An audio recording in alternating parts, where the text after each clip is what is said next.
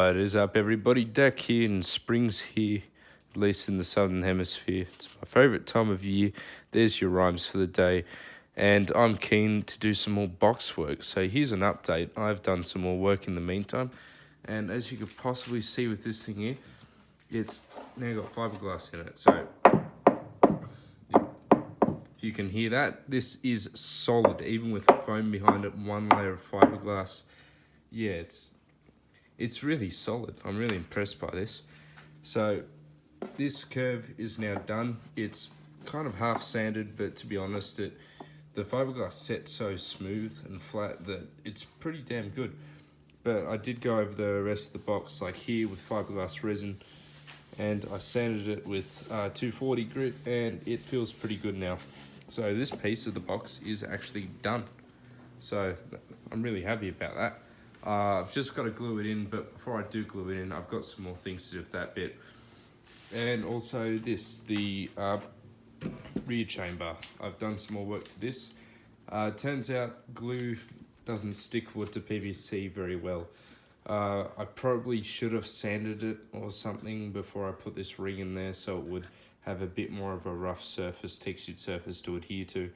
But I'd already put it in, and it's already glued in quite well. In fact, I've sanded down some of the PVC in order to get it flush, so I've kind of committed. Hopefully it doesn't crack or loosen. I might put in some screws and cut them off just to make it a bit stronger. And yeah, here this part did actually fall off at one point, so now I've got some screws in there and there to try to hold it on a bit better. This here is still glued because it's wood to wood. It's super strong. And just down there, see that? That is actually a screw which goes from right there into the bottom of this cylinder. And I put in some more screws. I know they're not even, so calm down. I didn't measure them or anything. But yeah, these three screws go straight through the PVC pipe and into the bottom to make it a bit more solid. There's 3 here and 3 on this side too. 1, 2, 3. So this bottom shouldn't ever come out. If it does, then that'll be unfortunate, but there's not much I can do about it unless I double up the thickness of it. Or also something else is between when this is in the box. I see that curve right there. When this is in the box, it does sit just a small bit above that surface down there, and I'll put expanding foam or something into it, and that won't give it a ton more strength or protection, but it won't hinder it, so that's something else. And especially too, if the foam sets are really dense, then it could actually act like quite a bit of support with this extra bit here. But yeah, you can see right here that goes all the way to the top and curves all the way down the back. Autofocus, come on. There we go. To the front. You can see there, now it's a different material. I used the 2-part epoxy on the edges. Come on. I used 2-part epoxy on the edges to make them a bit sharper. So the plan for today is to get into the box. I've got a wee bit more belt sanding to do. Also, I got some more stuff just here. Ignore this. A big tin of bog. 1 big can of foam. 2 big cans of foam. And some more glue. So this is the size of bog I was getting before, which is about half that size. This costs $14, this costs $18. I don't know how I never noticed that before, but yeah. Also, I cut out the 2 PVC pipe curves, which are going here, and unfortunately their radius is a bit small, so I'm going to have to heat them up over one of those 150mm pipes over there in order to expand them, just like I did with those 2 in there. Also, I can't remember if I mentioned this in an earlier video, but this bit here is glued in. I just need to do another one down the bottom, which curves the air forward at the front. And also, yeah, if you can see lines in here, like that one and those ones, those represent how that piece there and that piece there fits into it. So the front of the box where it curves down at the front goes up against there, and the bottom of that piece expands across there.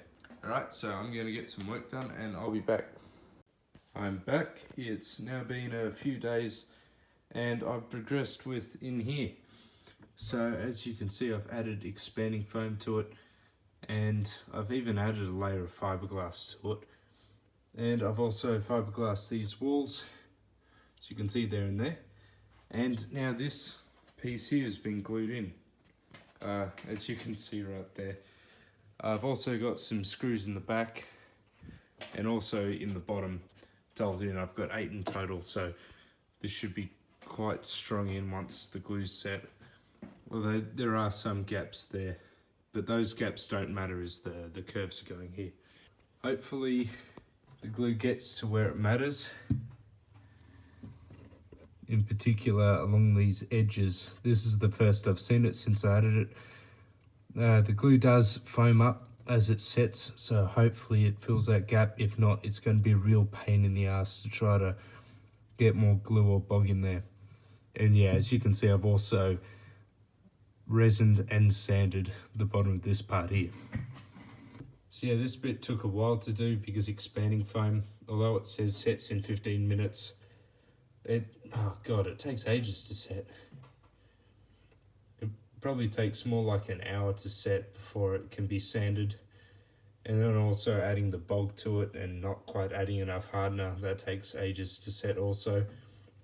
But I did end up getting a bit more progress done on it, and you can see that it does curve right up the front, although I need to add some bog over the fiberglass. I did have a bit of an issue though. I had about 50 milliliters of fiberglass, and I went to add the hardener to it, and all the hardener from the bottle, all 15 milliliters went into it.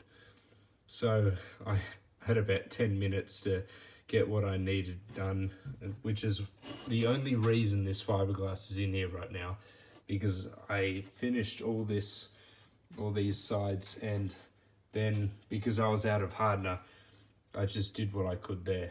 So it's not particularly good. There's actually some air gaps under it in certain spots, as you can see the deflection. But other spots it's set nice and hard, just like in there. All this in here is good, although that there could do with a bit of a sand. Hopefully I'll remember to do that. So yeah, major progress. The next thing I need to do is sand a bit of wood that goes along here. It goes across there up to this point here, so it extends out. Sand a curve into it, and then I'll be able to add the tube to this. So yeah, progress is actually coming along. I do have a bit more bogging and a bit more fiberglassing to do, but I can't do that. I can't do any more fiberglassing until I get more hardener. So hopefully this time tomorrow I'll be able to start work on the 2 curves in the back. I'm excited for that. That's going to be a major step forward. But yeah, you can see that there were some issues here. I pretty well had to it wasn't fitting in properly, so I had to sand off a fair bit, and that belt sander, it takes off more than you'd think. Like you can see right here, I managed to sand all the way down to where a screw used to be, but luckily I didn't go too far on the top. Yeah, if I went too far on the top, then I wouldn't have been able to seal this, and it would have been an issue. I've still got to also sand down this bit here and just take a tiny bit off that back edge, which does include this. And yeah, once the tube's in, I'll be able to put these 2 curves here and here in. And then it's just the final bit, which is work the compression chamber in, which does require a bit of fiberglassing as well, as I'm going to fiberglass a ring all the way around with wood on the outside, so it'll be nice and strong. Yep, after this is in also, I'll be able to finish working down here. As you can clearly see, it's quite rough. So I'll sand it back a bit more with the wire brush on the drill. I found that's a good way of sanding it. Any other hand sanding or filing method isn't very effective, but that takes off a lot and it keeps it quite smooth. But the belt sander is very good at keeping it flat and smooth. So yeah, that's this progress update. I know it took ages to come out, and that's because I've been busy with uni and such. So hopefully you're still sticking around and still interested. And hopefully in only a couple weeks time, I'll have this thing playing music. Yeah, I wasn't planning on gluing this in tonight, but I'm running out of time. My deadline is the end of the month. That is the deadline. You will see a video of this playing before the end of the month, even if I've got to sacrifice doing other things. Of course, I've got to focus on uni, but just like I did on the other car when I installed the DSP, I spent 18 hours on that in one day. So if I need to finish it, I will finish it. But yeah, thanks once again for watching, and I'll see you in the next episode where, depending on how much I get done off camera, the tube, which is under there, will be there. And it might even have a driver mounted into it. Also, keep an eye out for a video coming out soon where I'm going to be talking about speaker parts names like cone and surround and spider pack and magnetic gap, for example. Yeah, alright, thanks for watching.